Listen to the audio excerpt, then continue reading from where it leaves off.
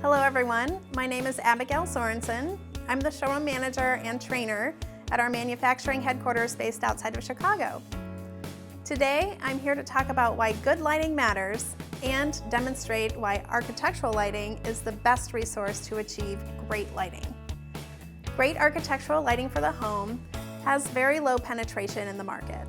While interior designers, builders, and homeowners purchase premium furniture and premium appliances, and even premium decorative light fixtures, most homes, even really nice homes, are illuminated with commodity recessed downlights and typically lack good accent lighting. Architectural lighting is the premium solution for enhancing interior design. Before we get started, there are 3 lighting design concepts that are important to understand. The first is hierarchy of visual importance. By focusing higher intensity light on certain features of a space, that feature becomes the focal point. The second is contrast ratios. We perceive something as bright only compared to less bright areas. The third is a term you have likely heard before, layers of light. Properly lighting a space typically involves layering lighting. By dimming or turning on and off different layers of light, you can create different moods. The 3 layers are general or ambient lighting, task lighting, and accent lighting. Accent lighting is what makes a space look pretty. It can come from decorative light fixtures or by illuminating important objects such as artwork. Let's put these lighting principles into action. We'll start with the dining room. The task is dining, and the focal point in the room is the table, often enhanced by a chandelier above the table. As beautiful accent lighting, the eye is drawn to the chandelier. Remember, hierarchy of visual importance. The most important thing in the room is the brightest thing in the room. The second most important thing is a little less bright, and so on. In some dining rooms, the chandelier may be the only light source in the room, similar to this area. If you have a wall that has artwork or an architectural feature, and you're trying to illuminate from a fixture in the center of the room, then you're missing an opportunity to add depth and dimension to the space. See what happens when accent lights illuminate the artwork behind the chandelier. First, note how the fixtures themselves meld into the architecture. The light source is recessed well above the ceiling aperture. Your eye is not drawn to the ceiling. Instead, your eye is drawn to the objects these lights are illuminating. The concept is called quiet ceiling, which is a key feature of element recessed lights by Tech Lighting.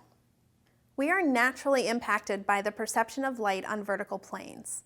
Using a quality recessed accent light to create a focal point of the artwork is a great technique for great lighting design. Here we have 2 element adjustable accent recessed lights illuminating the wall. They can be precision adjusted to perfectly illuminate only the artwork.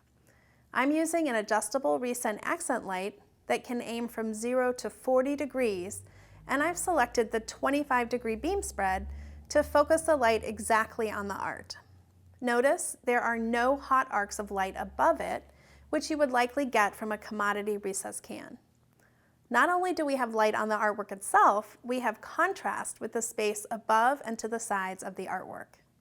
Using 2 fixtures gives me a lot of flexibility if the artwork selection changes. It also allows me to get light on both corners. It's a little difficult to see here, but when you cross light from 2 angles, you'll also illuminate texture. I'm using a 3000 Kelvin color temperature. 3000 K is similar to halogen light and makes the colors look really crisp. The combination of beam spread, aiming angle, and color temperature is what allows me to spot the art with a strong punch of light to make it really pop. Now look what happens when I change from a 25-degree beam spread to a 40-degree beam spread. I'm illuminating a wider surface area. You can see the light is less intense for 2 reasons. First, a wider beam spread of 40 degrees distributes the light over a wider area, which makes it less intense. Second, there is less light output from warmer color temperatures. You may have noticed I changed the color temperature to a warmer 2700 K. As color temperatures warm, light output is slightly reduced. So what does this mean to you? You have the option of making the artwork an important focal point by keeping the light only on the artwork, or you can create a softer environment by choosing to light a more general area. Here it is again, 25-degree beam spread, a crisp 3000K, 40-degree beam spread, a warm 2700K. So now we have a beautiful chandelier and wall illuminated behind you, and you can pick two different ways to do that, but there are even more ways to create depth and dimension. For instance, here I have a technique called wall washing. We have an example of a commonly designed wall with multiple photos. However, the photos are not illuminated well by the light from the chandelier. In comparison to adjustable accent lighting, which we just demonstrated, focusing specifically on the art, wall washing allows you to illuminate a broader surface plane, which is great for collections, and you have flexibility for future arrangements. A good wall washer is when the light source is engineered to throw light evenly from very close to the ceiling to the floor. This technique is commonly used for applications such as large modern art, kitchen cabinetry, or to illuminate an architectural feature wall. For example, something textured, like a stone or a wood-clad wall.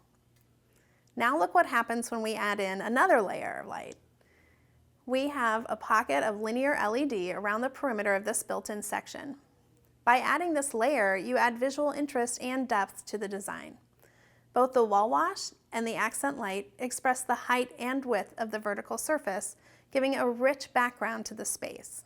So let me remind you what this room would look like with a single layer of light from the chandelier. Now notice the difference when we add adjustable accent recessed downlights focused directly on the artwork. And then additional light sources like our wall wash and linear LED accent light. You can see the architecture of this wall come to life. On this wall, we have a third demonstration of great architectural lighting. I have three sources of architectural lighting on these decorative items: in-cabinet niche lights from above, vertical LED linear accent lighting from behind the fascia, and two adjustable accent recessed lights in front of the built-in. Any one of these sources in your accent layer will enhance your lighting design, but this is a particularly powerful way to share the story of layering light with different sources. First, take a look at each source by itself. In-cabinet niche lights, linear accent lighting, adjustable accent light. Now watch what happens when I turn two of them on together. Here are the niche lights and the linear accent lights.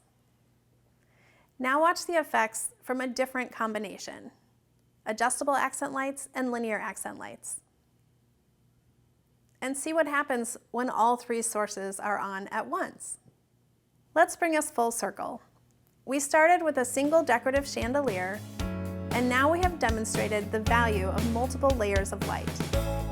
Designing with these architectural lighting products is the differentiator between average and great lighting design.